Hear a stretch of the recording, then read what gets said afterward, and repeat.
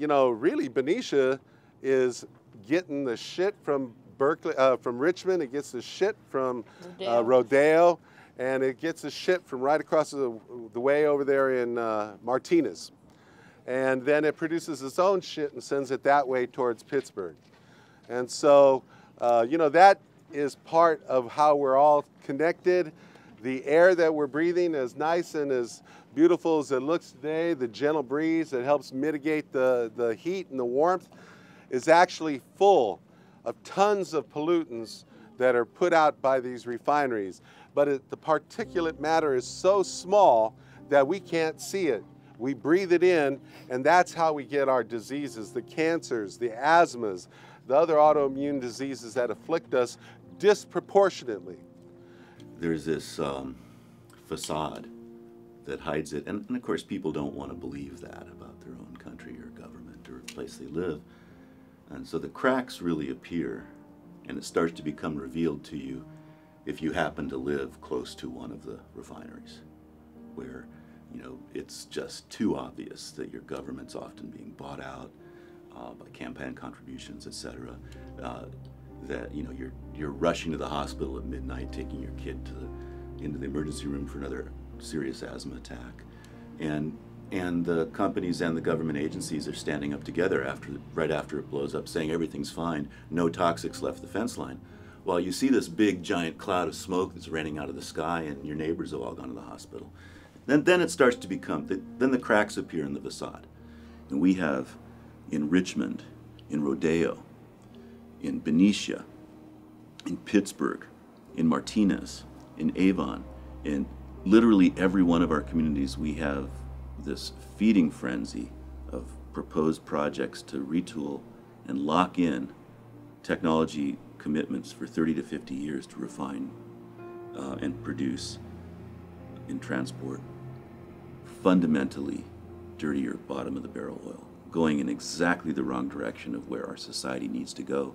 But that now it was coming to my town, and it was a disaster. I pictured a big funnel with tar sands, this horrible black viscous stuff coming down right into my town through trains. Goop. Yeah, goop that can kill. The new challenge is, of course, is with the Bakken. It's probably going to start, you know, such so flammable and volatile, it's probably going to catch on fire. And that would be a whole new thing, because where it's stored and where they're moving it through, like I said, is directly upwind of the city of Martinez.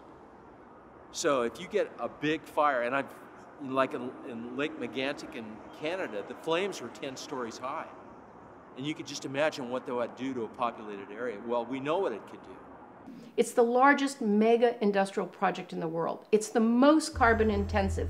It's taxing 3 major beautiful rivers and their watersheds, the Athabasca, the Peace River, and there's one more, I'm going to forget, Mackenzie. And they flow to the Arctic. And they are taking as much water as flows over the Niagara Falls every day to mine bitumen in those tar sands. And I say, this is a devastation to the boreal forest, 125,000 square miles of boreal forest, to think that right next door to Jasper and the Columbia Icefields Parkway and all these beautiful spots that Canadians love to talk about, this is what's going on up there. And the Native peoples are really working hard to address the problem. And the Canadian government, Harper government with TransCanada, is absolutely certain they want to force this down us. And here we are, this little community that's supposed to be at the receiving end, and we have to fight it. That's right. As an Indigenous person, you know, Indigenous people were the first ones to experience environmental racism in North America. It was us first. It was the gold mining. It was the uranium mining. It was getting pushed off our lands because the settlers found a resource.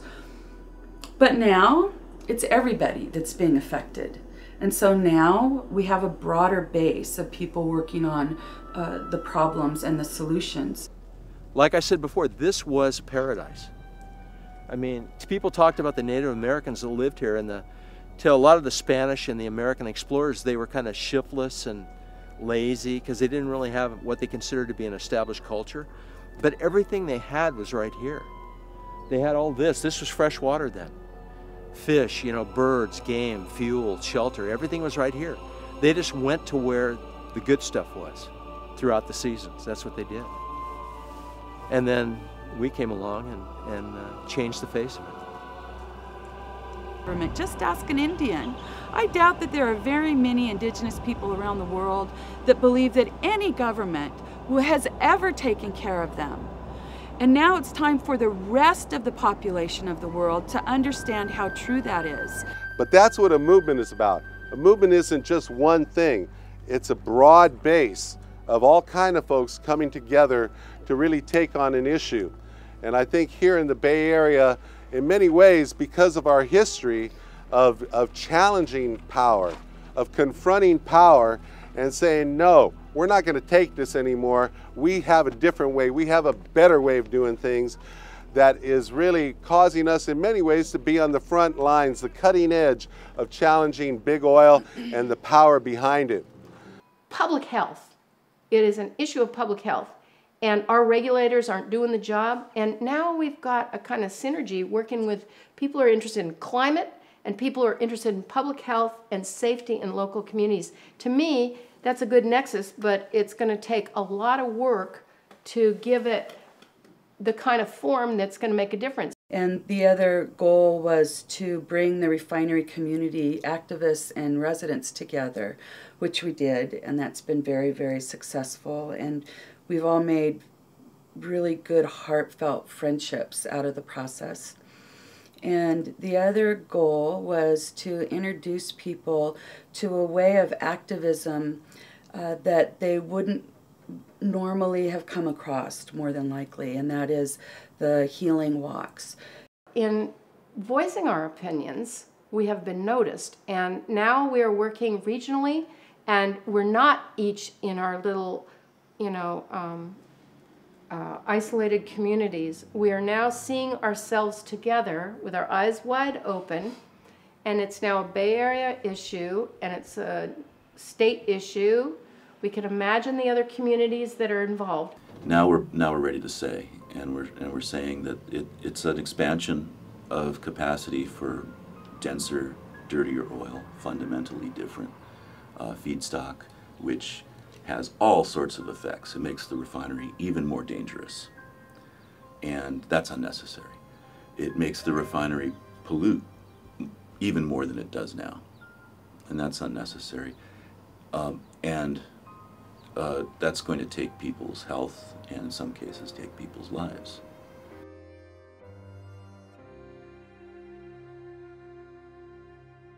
So I'm encouraged, but I'm also pessimistic because of the greed and the rapidity at which the oil refineries and the railroad are collaborating to be pushing this stuff through here, even though they know that it's unsafe. Here's the thing, unlike the legal profession, unlike the mainstream scientific profession where if you never pass your peer reviews, you're discredited, or civil engineers, many parts of government life, there's literally no accountability mechanism for lying in EIRs unless you take them to court. And Chevron's not the only one. They're all like that. All of them are like that. This is just my personal, up-close relationship with one of the fossil fuel corporations. But they're all like that. So I want to really get into people's heads that they are not our friends. They are not out to protect us or help us in any way. They are only out to make a dollar for their shareholders. They have captured the air agency who says that it's okay that they're 4 times over their limit, 200 tons per year and change above their limit for the most dangerous pollutant, fine particulate matter, that is killing thousands of people in the Bay Area every year, according to the agency itself. The agency says that's okay. Project would increase it further. What is a crude by rail project? What does this mean for our community? Wait a minute, they're trying to railroad it. They're trying to railroad it. This is a string of oil trains for LPG, liquefied petroleum gas. They are parked currently underneath the Carquinez Bridge. We don't know where they came from, where they're going, whether they're full or empty. This happens quite regularly. In our town, where the rail comes in to get to the refinery, as we know, there are business people right now affected by where those tracks run in our industrial park. Our industrial park is our tax base. You bring these trains in here with this dangerous crude. If you have an accident with tar sands and it spills in the marsh, or you have an explosion of Bakken in our industrial park, you blow our tax base and ruin the town's reputation forever. The numbers are staggering, from a few thousand cars total a year nationwide to hundreds of thousands of cars in just a couple of years. And now they're projecting even this is going to go up by like 25-fold in the next couple of years. You know, how are they going to judge all the cumulative impacts in the area of the number and increase in trains coming through here with dangerous product over old bridges, through beautiful canyons, river canyons, where if this stuff spills down into a river, tar sands will kill the river, as it did in Kalamazoo, Michigan. Yeah, just talking about the Chevron project, every few years it blows up again, catches fire. Sometimes people die. Last time, 15,000 people went to the hospital. And it was just dumb luck that it wasn't a lot of death. The most, 99% of the plume went straight up a mile into the air instead of straight into the community. I mean, how can you have a railroad switchyard with all hydrochloric acid, sulfuric acid, chlorine, propene, liquid petroleum, and now Bakken, that's a quarter mile from the downtown area, and there's no security down there. There's not even a gate. I mean, we could walk down there, us right now. We could start a big bonfire right next to a tanker car and roast marshmallows if we wanted to. At a minimum, you got to replace your rotten, corroding pipes that are decades old before you go to more corrosive oil. And that's hundreds of millions of dollars, because the industry runs, they're running to failure. They're running equipment that's as much as 80 years old in such a profitable industry. It's really that out of control. Wherever any of these fossil fuel corporations are around the world, you can bet that they are not concerned about the people that work for them. They are not concerned about the communities that they're devastating. Chevron has spent millions and millions of dollars fighting the lawsuit from the people in Ecuador rather than paying them. And here locally, Chevron has, for most of my life, bought off our local elections. They do that in every town. The refineries do that in every town that they're in. They'll spend millions of dollars on a local election, but they won't spend that money to fix their equipment, to fix their plant.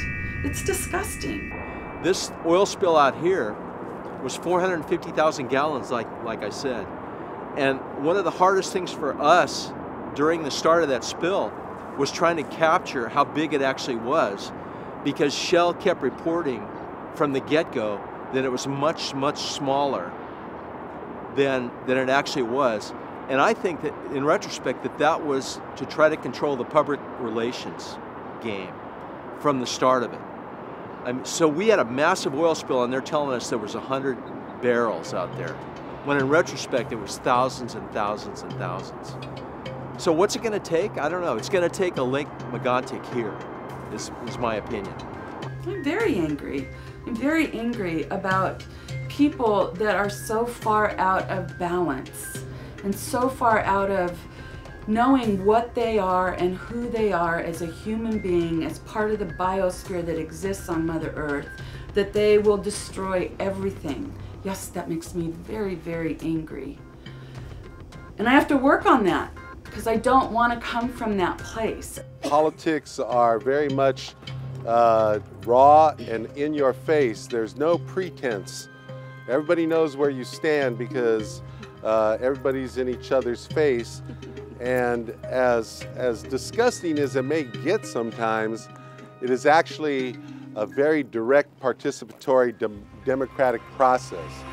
It's the people who don't show up, who don't get involved, that are really not part of the democratic process. No matter where any of us are at, and even if I disagree with you or disagree with your level of commitment, you're probably doing what you can, and we all need to be doing this together. I don't know, I'm guessing. Mostly these days I'm just losing sleep because, you know, something like 19 major oil companies projects all going at once, and it's been 24/7 lately, so. And so, you know, sometimes in history, everything calls upon us to be courageous and brave. There have been times in history where humanity has been called upon to do that. And I will leave it to all of you to think about your history and what time that was in your history from wherever you are. For every one of us, it's different, but there are always people in our culture and in our history that had to rise up and be courageous in spite of immense obstacles. And that's what's being called upon now on all of us. I know if we, the people that stand up and are aware of this and are fighting, suddenly sit down, nothing will happen. We need to stand up. We need to keep trying against all odds. And I'm a firm believer, and sometimes it takes just one. Our history has shown that one person that stands up and others follow, and they they start believing and they start becoming aware because one voice shouted out and said, hey, pay attention. That's what keeps me going. It feels really bad when there's a setback, and it feels really good when there's a victory, but those are fleeting moments, right? It's just what we got to do. If we lived in a different time, we'd have different kinds of useful work. It's good to have a job that's useful on one level, another level. It's hard to watch in your generation things going in a way that could be so disastrous for a very long time, for thousands of years. It's a pressure on the imagination to think of things that you love and imagine the threat, let alone, even if they didn't know that we're part of the, we're in the middle of the 6th extinction, according to science, that species are dying off, that the climate has changed already so drastically that whatever we thought we knew when we grew up is different already and will be for generations. Even if you didn't know that, you have to face that you can imagine right now the threat that could be to places you love because some train goes off the track. And if we've become inured to that, if we've become accustomed to that we can just tolerate one more horrible thing, we are really a slave to an industry. Kind of a famous writer for the Earth First group, at least they liked him anyway. He said something like, the last victory is to outlive the bastards, have a better time than the corporate rich people do. And I think that the challenge is to figure out how to make it fun. Maybe black humor, but some of this stuff is so bad it's funny. And humor's a good tool.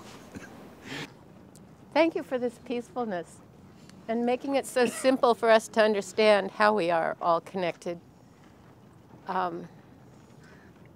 I don't have a spiritual practice, but it seems to me that the kind of activism we're doing now is a spiritual practice, deeply connecting us because that's what's been missing for all of us in whatever kind of political activity we've participated in before.